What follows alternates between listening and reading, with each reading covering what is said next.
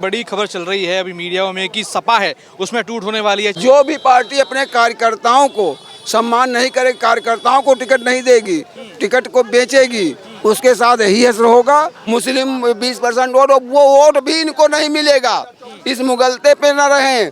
अब इस बार ओवैसी आ गए और वो भी समाज अब जागृत हो गया। चाहे ओपी राजभर हो, चाहे उप मुख्यमंत्री केशव प्रसाद मौर्य हो, कह रहे हैं 25 से 26-30 सांसद जो हैं बीजेपी में आने वाले, एनडीए को समर्थन देने वाले। जनमानस है, सनातन है, बहुसंख्यक को किस भावनाओं को बराबर ही ठेस पहुंचा रहे हैं और अधिकतर बहुसंख्यक के ही वो सांसद हैं। उनको उनकी आत्मा कचोट रही है। जिस तरह आम आदमी पार्टी टूटी, जिस तरह शिवसेना के उद्धव गुट टूटा, जिस तरह ममता बनर्जी के टूटा, उसी तरह ये अखिलेश जी की पार्टी टूट जाएगी। अखिलेश जी कहीं के नहीं रह जाएंगे। माननीय नेताजी मुलायम सिंह यादव जी ने मेहनत करके सबको जोड़ करके जो उन्होंने एक बहुत बड़ा महल खड़ा किया था समाजवादी परिवार का, उसको खंड खंड करने का काम इन्होंने किया है। जहाँ विचारधारा मिलती है वहाँ पर लोग जुड़ते भी हैं और टूटते भी हैं। अभी आपको बगल में कैमरा में घुमाऊंगा, जरा देखिए एक समाजवादी पार्टी के कद्दावर नेता जो हैं, युवा नेता, जिनके कम से कम सैकड़ों हजारों समर्थक हैं, आज वो समाजवादी पार्टी से त्यागपत्र देके भाजपा में शामिल होने के लिए ये देखिए निकाले हैं रैली। अखिलेश जी के परिवार में टूट फूट तो उसी समय शुरू हो गया था जब मंच पर श्रद्धेय मुलायम जी का तिरस्कार हुआ और हमारे अखिलेश जी ने अपने चाचा का तिरस्कार किया, तो एक प्रगतिशील पार्टी बनानी पड़ गई उनको। तुम्हें राम बगल में छोड़ी अखिलेश भैया कि यही है उनकी गति। ब्राह्मण को न्योता दे देंगे लेकिन अपने मीटिंग में गायब हो जाएंगे, बैठक में नहीं आएंगे। क्या कहेंगे, बड़ी खबर चल रही है अभी मीडिया में कि सपा है उसमें टूट होने वाली है। चाहे ओपी राजभर हो, चाहे उप मुख्यमंत्री केशव प्रसाद मौर्य हो, कह रहे हैं 25 से 26-30 सांसद जो हैं बीजेपी में आने वाले, एनडीए को समर्थन देने वाले। क्या लग रहा है, क्या 27 चुनाव से पहले अब सपा की टूट सामने दिख रही है? आएंगे। देखिए, अब आप देख रहे जो क्षेत्रीय पार्टियां थी, इनका कोई विजन नहीं था। चाहे ये सिर्फ प्रदेश को, देश को लूटने का काम किया है अपने अपने प्रदेशों में। इसलिए और इन लोगों ने पैसा लेकर के, खूब पैसा लेकर के टिकट दिया है अपने जो भी पार्टी अपने कार्यकर्ताओं को सम्मान नहीं करे, कार्यकर्ताओं को टिकट नहीं देगी, टिकट को बेचेगी, उसके साथ यही असर होगा। और ये समाजवादी पार्टी सिर्फ परिवार का बढ़ावा दे रही है, इसलिए वहाँ जो अन्य सिर्फ एक जात विशेष का वो बढ़ावा दे रही है।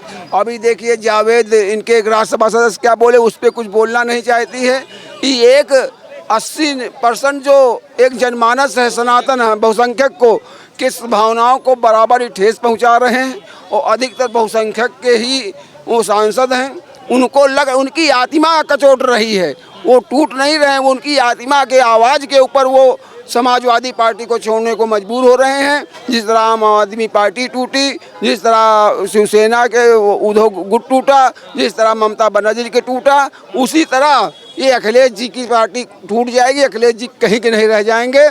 ये जो मुस्लिम तुष्टीकरण की राजनीति कर रहे हैं, ये अभी इस देश में चलने वाली नहीं है। अच्छा, खबरों में ये है कि राम गोपाल यादव जो हैं वो और यहाँ सांसद अजय राय जो समाजवादी पार्टी के हैं वो संपर्क में हैं। यहाँ चिट्ठी भी राम गोपाल यादव ने जो है अमित शाह को दी है, उसमें कहीं ना कहीं कन्फेंस है कि अब वो बीजेपी के साथ आना चाहते हैं। उनके साथ कुछ अच्छा व्यवहार हो नहीं रहा है सपा में। बिल्कुल बिल्कुल, वहाँ बताते रहे, वहाँ सिर्फ एक ही व्यवहार हो रहा है मुसलमानों के साथ। जो मुसलमान की तुष्टीकरण की राजनीति कर रहे हैं, उन सांसदों को अब लग रहा है मैं क्षेत्र में क्या मुंह दिखाऊंगा।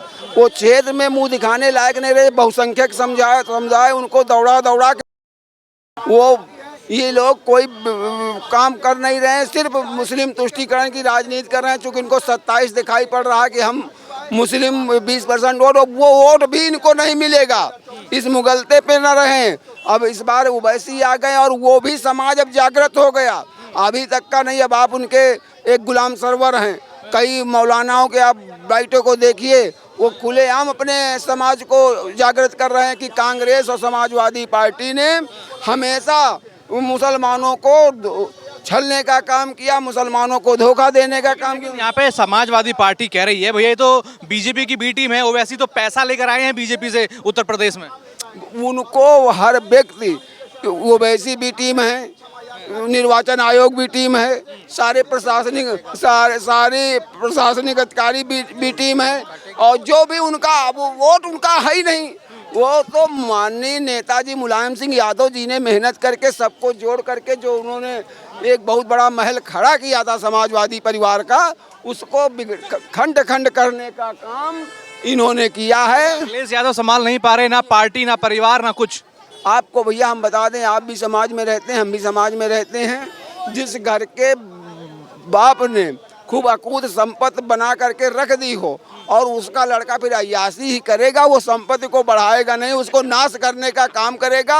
और जो को अय्यासी में रहा भाई, जो हर चला करके, जो खेत जोत करके, जो खेत निकाई करके जिसने अनाज लाया है और जिसको कोई कष्ट ना पड़ा, ट्रैक्टर गया लेबर चला के लाया और ला के भर के रख दिया बखारी में, तो उसको बेचने में आनंद आएगा। बस वही ये कर रहे हैं, इनके हाथ में कुछ नहीं। कहेंगे अभी एक बड़ी खबर चल रही है कि सपा में टूट होने वाली, ओपी राजभर हो चाहे केशव प्रसाद मौर्य हो, सब ये लगातार बात कह रहे हैं कि 30 सांसद लगभग जो हैं बीजेपी के साथ हैं।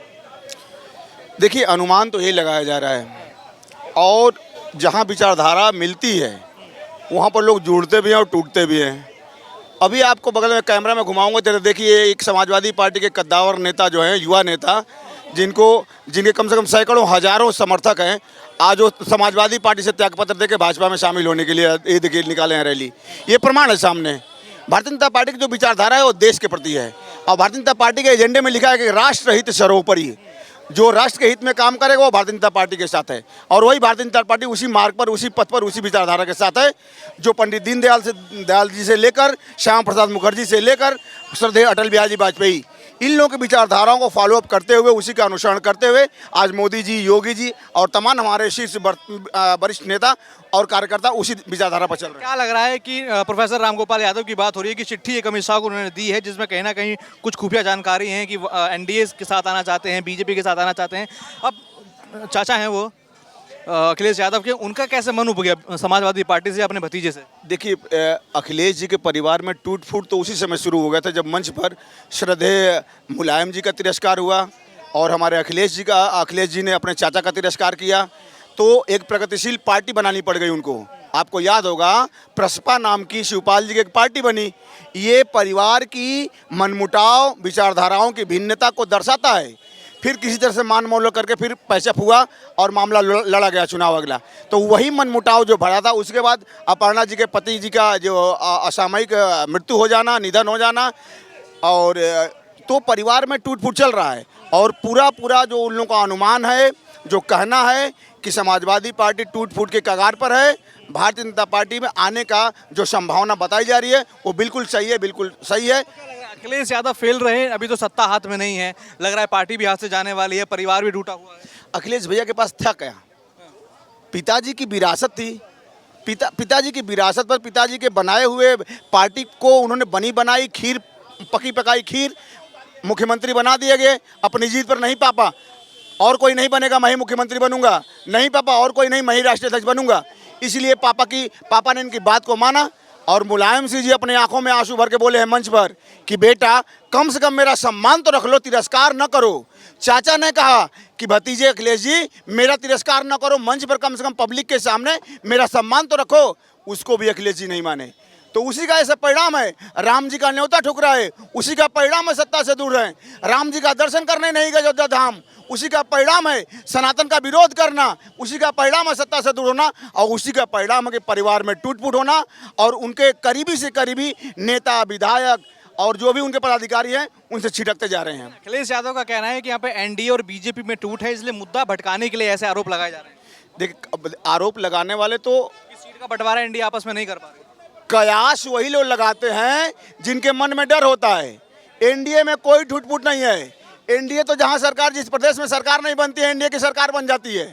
ये विचारधाराओं का तालमेल है ना, जो हमारी भारतीय जनता पार्टी की विचारधाराओं से जो प्रभावित होगा वो आएगा। आज 22 राज्यों में शासन कर रही है, क्यों? ये विचारधाराओं की जीत है। और विजय रथ बिहार से लेकर बंगाल तक गया है तो ये विचारधाराओं की जीत है। यूपी में आएगा विजय रथ?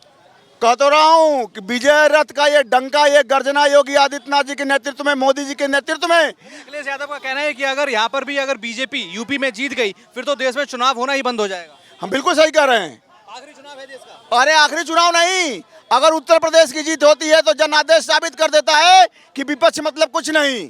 विपक्ष के पास कोई मुद्दा नहीं। विकास चाहिए तो भाजपा, सुरक्षा चाहिए तो भाजपा, नीति चाहिए तो भाजपा, देश सुरक्षित चाहिए तो भाजपा। इसीलिए कहा गया कि अखिलेश भैया आप सनातन और हिंदू के खिलाफ वाली भाषा बयानबाजी करेंगे तो 9-17, 9-22, 9-27 यानी कि सपा का सफा होगा जाए।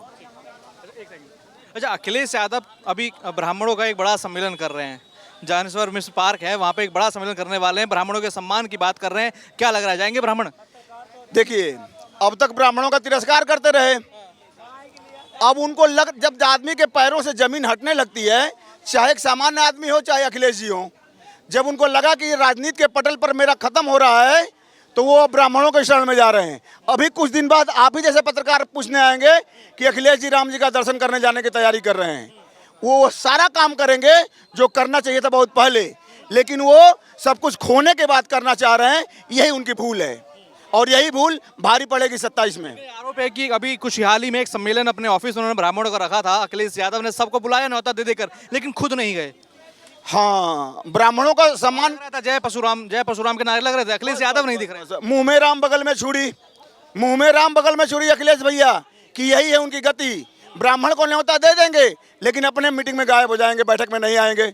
इसलिए ब्राह्मण एक प्रबुद्ध वर्ग है, अखिलेश जी की मानसिकता को जानता है, वो कतई अखिलेश जी के साथ नहीं जाएगा। उसके पास भाजपा है, भाजपा में पूरा सम्मान ब्राह्मणों का है।